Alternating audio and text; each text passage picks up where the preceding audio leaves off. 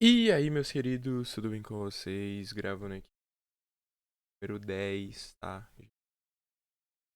Não indo ao ar na feira, né? Por prova. Vou gravar aqui pra vocês. A gente vai falar um pouquinho, finalizar a unidade 5, parte 3 e a unidade 5, parte 4, tá? Aqui é a parte que vai até onde finaliza, né, o nosso conteúdo para AV2, tá bom? Vou começar aqui falando para vocês sobre o consórcio de empregadores, né, gente? Basicamente, né, o consórcio de empregadores, né, ele tá ali na portaria do Ministério do Trabalho, tá? Lá no seu artigo 1º diz assim, ó, são o consórcio de empregadores, né, para fins do disposto nessa portaria, considera-se consórcio de empregadores rurais a união de produtores rurais, pessoas físicas, com a finalidade única de contratar empregados rurais, tá? E aí a lei 10.256 fez uma alteração, tá? Acrescentou, na verdade, né, ali na lei 8.212, que equipara-se ao empregador rural, pessoa física, o consórcio simplificado de produtores rurais, que nada mais é do que uma união, né, de produtores rurais, pessoas físicas, né? Então, são pessoas físicas ali que se unem, né, e aí equiparam-se ao consórcio, né? E aí, gente, o consórcio busca basicamente, né, estabelecer um novo modelo de contratação de empregados rurais, certo? De forma conjunta por vários produtores rurais. Então, os produtores rurais eles vão se juntar para poder conseguir, de forma conjunta, contratar esses empregados rurais, tá? E aí o que a gente vai ter é uma solidariedade entre os produtores rurais, tá? E aí envolvendo obrigações trabalhistas e obrigações previdenciárias também. Então o consórcio, né, no caso, ele será o empregador único. Bom, a gente vai falar agora um pouquinho, né, de terceirização, tá, gente? Terceirização, ela é bem importante e geralmente acaba caindo ou na V2 ou na V3, tá? Na terceirização, uma empresa, que é a tomadora, tá? Empresa tomadora ou contratante, cliente, enfim, ela contrata outra empresa, que é a empresa prestadora ou a empresa intermediadora, tá? E aí, normalmente, as terceirizações são identificadas como atividade meio, tá? A terceirização da atividade meio. A gente vai já comentar um pouquinho sobre isso, tá? Mas observem bastante essa triangulação, tá? A gente tem a empresa prestadora de serviços, a empresa tomadora de serviços e o empregado. A relação de emprego é entre a empresa prestadora de serviços e o empregado. Tá?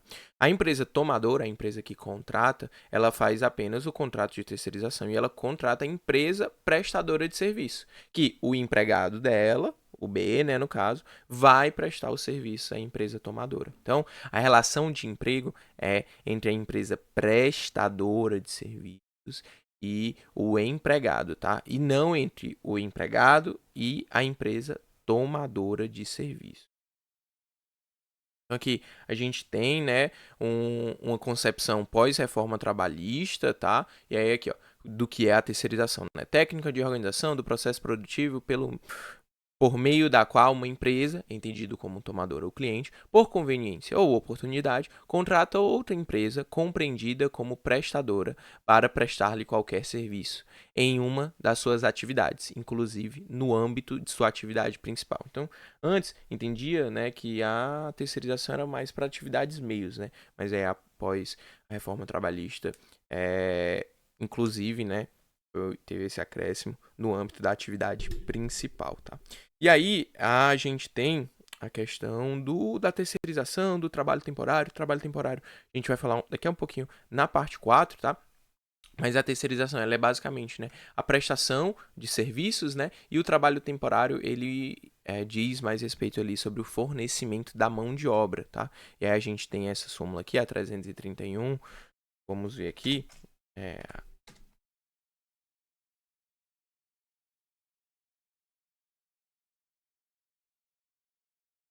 ó, diz aqui, ó.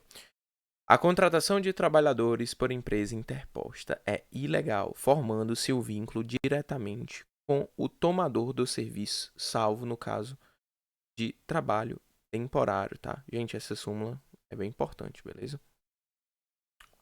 Grifem ela aí no vademecum de vocês. Em relação, né, ao vínculo empregatício, tá? A gente tem algumas peculiaridades. Eu vou mostrar aqui para vocês. Só um minutinho. E aí aqui, ó. Lá na lei do trabalho temporário, tá? Dispõe sobre trabalho temporário, lei 6.019, tá? Lá no seu parágrafo 2º, vai falar um pouquinho sobre a parte do vínculo empregatício, tá, gente? Aqui, ó. Também tem a questão da evitar, né, a pejotização, tá? Ó, não tinha colocado antes a lei e o artigo aqui do parágrafo 2º, mas aqui, ó, lá no artigo 4A, tá? Da lei 6.019, diz assim: considera-se prestação de serviço a terceiros a transferência feita pela contratante da execução de qualquer de suas atividades, inclusive a sua atividade principal. A pessoa jurídica de direito privado prestadora de serviço que possua capacidade econômica compatível com a sua execução. Parágrafo 2º. Não se configura vínculo empregatício entre os trabalhadores ou sócio das empresas prestadoras de serviço, qualquer que seja o seu ramo, a empresa contratante, tá? Então, o vínculo, lembrem, ele é da empresa prestadora com o empregado, tá? Não entre B e C. Sempre quando vocês virem questão de terceirização e tal, façam a triangularização na folha, na cabeça de vocês. E a gente tem alguns artigos, né, que falam justamente sobre a questão de evitar a pejotização, né? Então, o 5D, ó. Não pode figurar como contratada nos termos do artigo 4A desta lei pessoa jurídica cujos titulares ou sócios tenham, nos últimos 18 meses, prestado serviços a contratante na qualidade de empregado ou trabalhador sem vínculo empregatício, exceto os referidos titulares ou sócios forem aposentados. E o 5D, ó. O empregado que for demitido não poderá prestar serviço para esta mesma empresa na qualidade de empregado da empresa prestadora de serviço antes do decurso do prazo de 18 meses, contados a partir da data da demissão do empregado, né? Infelizmente, a gente consegue observar que cada vez mais, né, as pessoas estão contratando por pessoa jurídica e a gente sabe que isso não é correto porque as pessoas acabam não possuindo, né, mais direitos, acabam tendo seus direitos muitas vezes restritos, né, porque por se tratar de uma pessoa jurídica, a pessoa jurídica não se tira férias, enfim, então é uma problemática aí do nosso mundo atual, tá? A gente tem aqui a questão da responsabilidade, tá?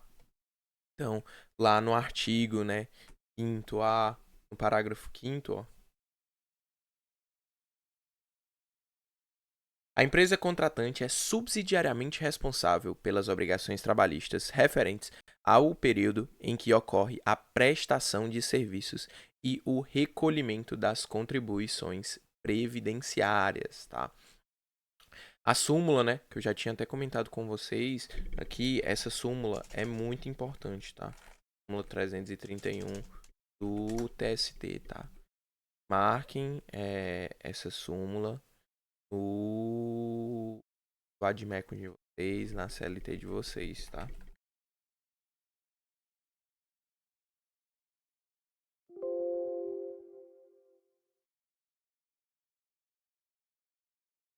Então aqui, ó, ela tem 5 incisos, tá?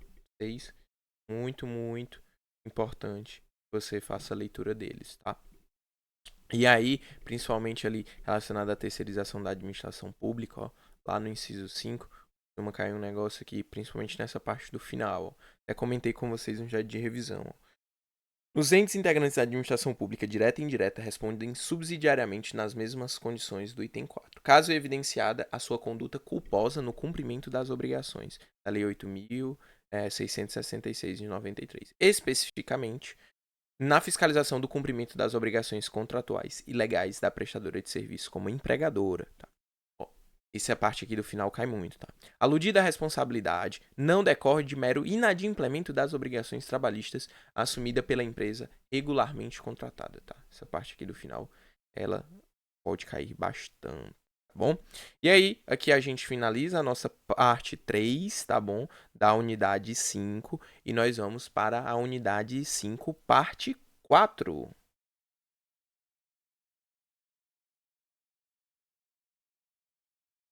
E agora nós vamos para a unidade 5, parte 4, gente. Finalizar nosso conteúdo aí para a AV2, tá, gente?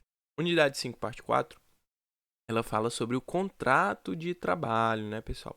O contrato de trabalho, ele nada mais é do que um acordo de vontades, tá? Pode ser tácito ou expresso, pela qual, né, uma pessoa física coloca seus serviços à disposição de outrem, a serem prestados com pessoalidade, não eventualidade, onerosidade e subordinação ao tomador. O famoso chope, não é mesmo?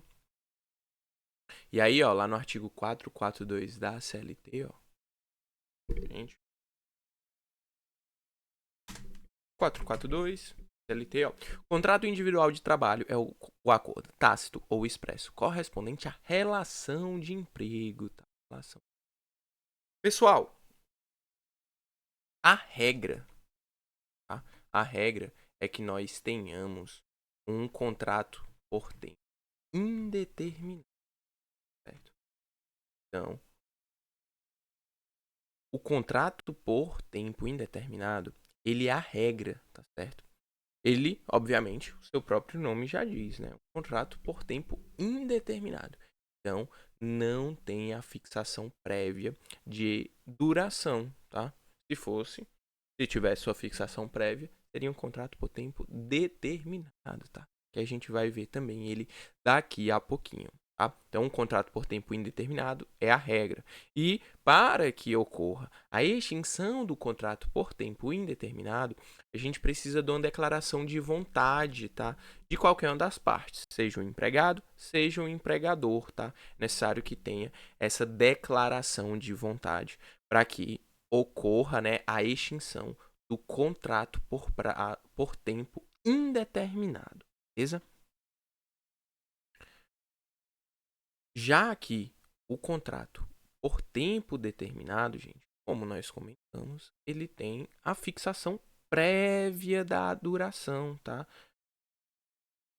Então, o nome é bem autoexplicativo aqui no contrato por tempo determinado. A gente tem uma fixação prévia da duração do contrato.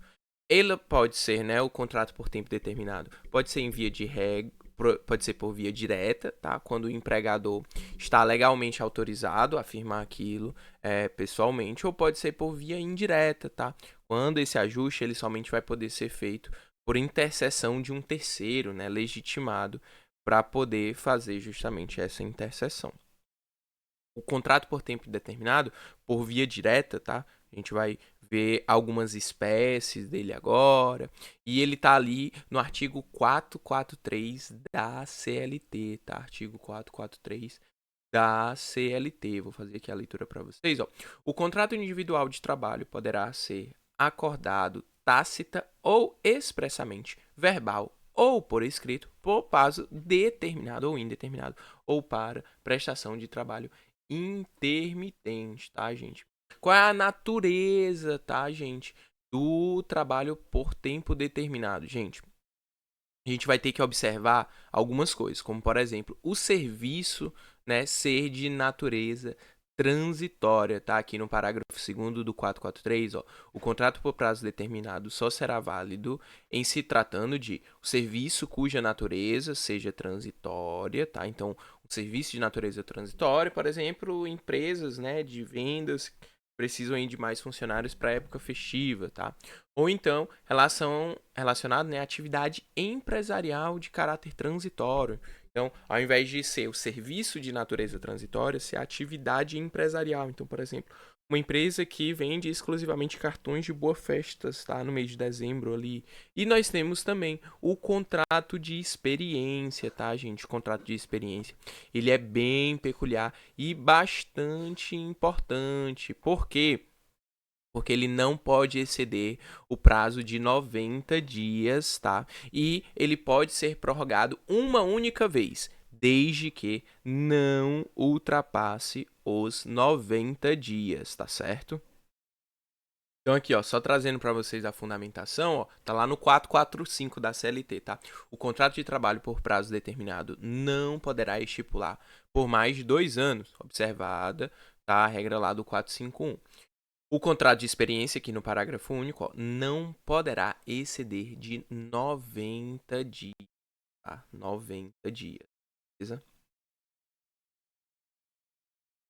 E aí você me pergunta, Enzi, a prorrogação, onde é que está? Está lá na súmula 188, tá? O contrato de experiência pode ser prorrogado, respeitando o limite máximo de 90 dias. Então, estando dentro do limite de 90 dias, ele pode ser prorrogado uma única vez, tá? Ele pode ser prorrogado por uma única vez, desde que não ultrapasse os 90 dias, tá?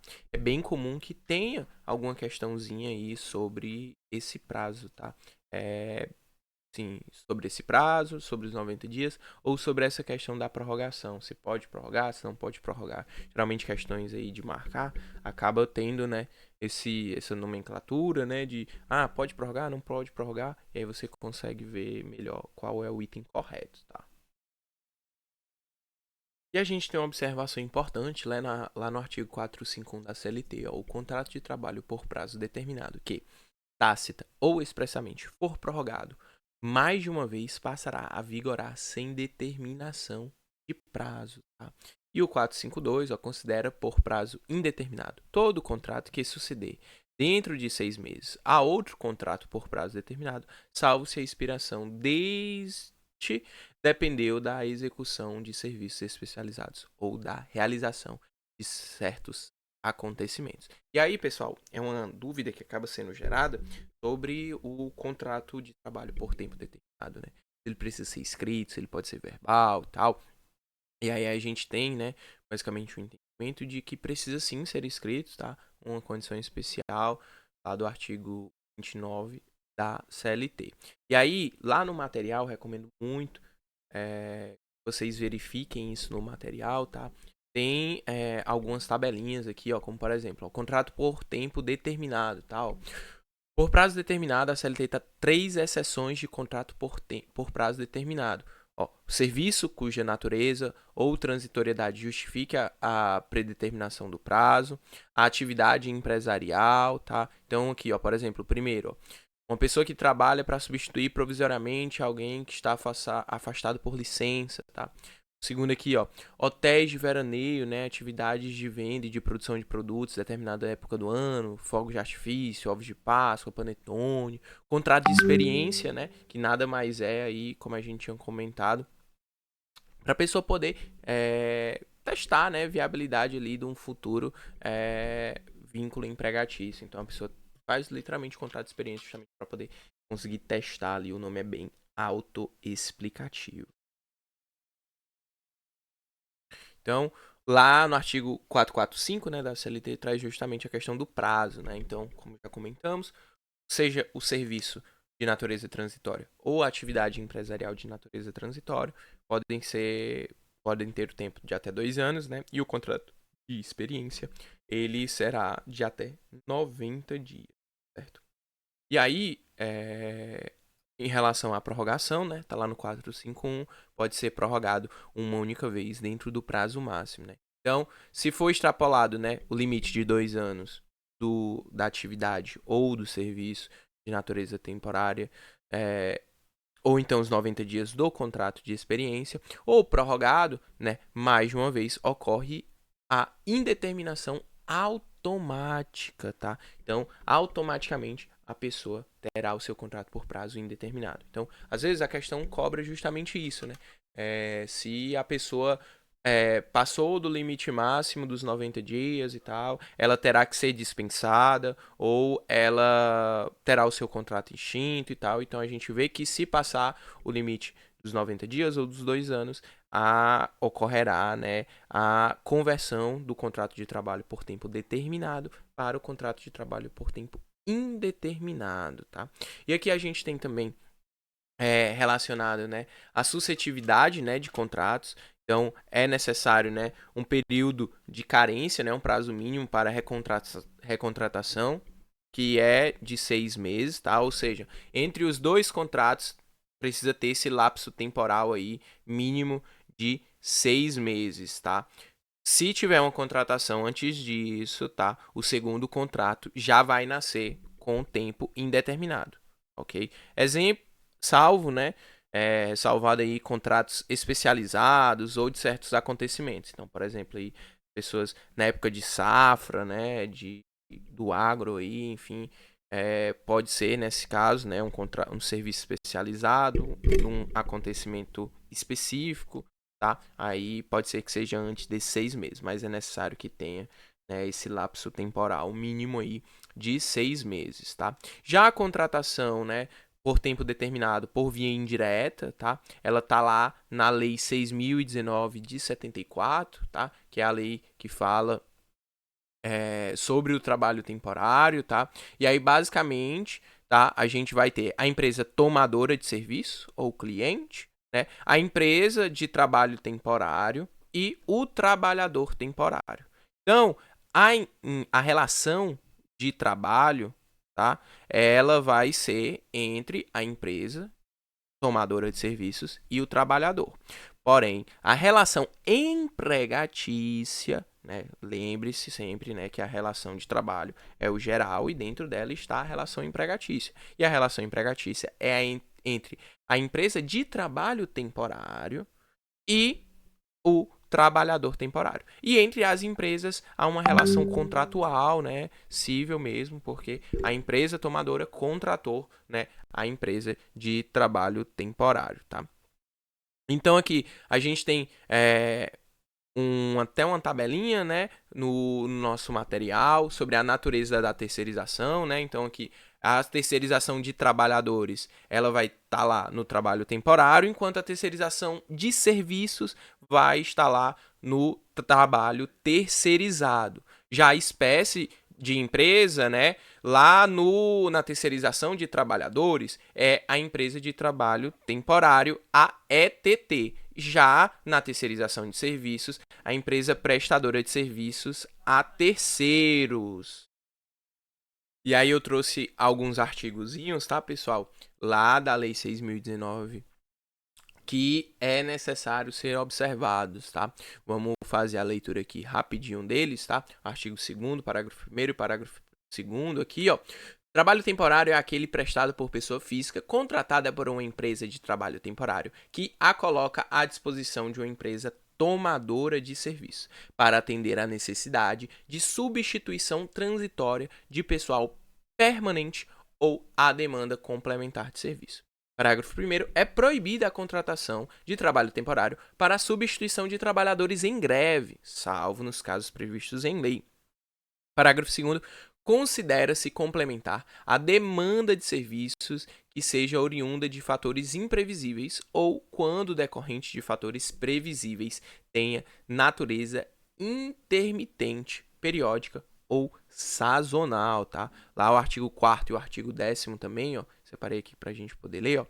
Empresa de trabalho temporário é a pessoa jurídica devidamente registrada no Ministério do Trabalho, responsável pela colocação de trabalhadores à disposição das empresas temporariamente, as ETTs, né, Empresas de Trabalho Temporário. E aqui, no artigo 10º, ó, qualquer que seja o ramo da empresa tomadora de serviços, não existe vínculo de emprego entre ela e os trabalhadores contratados pela empresa de trabalho temporário, tá? Então, não há vínculo de emprego entre a empresa tomadora e os seus trabalhadores, tá certo?